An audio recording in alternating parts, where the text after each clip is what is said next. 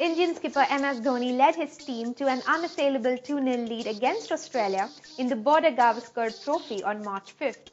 While the win did give him a lot of comfort, Dhoni admitted that he had started questioning himself and was under a lot of pressure when the team was on a losing spree against England and Australia recently.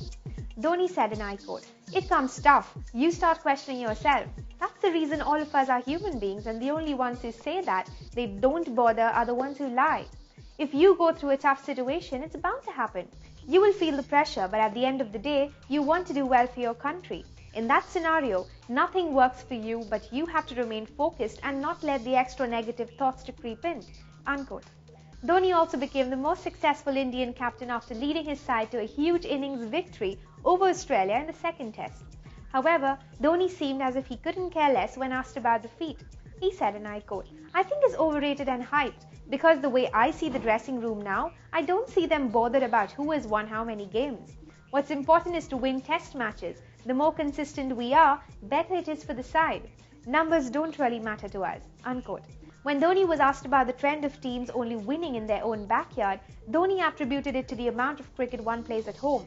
He said, and I quote, "I am always asked a question in England and Australia about why we don't prepare sporting wickets. One has to realize that we play 80% of our cricket at home, and we have to be really good in those conditions. And then when we play abroad, the conditions are extremely different, and that's a challenge. If every wicket becomes the same, then Test cricket won't be challenging." Unquote. Asked what would be his advice to the Australian counterpart, Michael Clarke, Dhoni said, "Well, I won't like to poke my nose, but I'll just like to say, screaming won't really help. So that's my only advice. And after that, I won't like to poke my nose because I feel it's a bit unfair. You need to respect your opponents, whatever situation they are in, wherever they are playing. And a bit more advice, you don't give it to the Australians because they are very competitive and they can come back strongly into the series."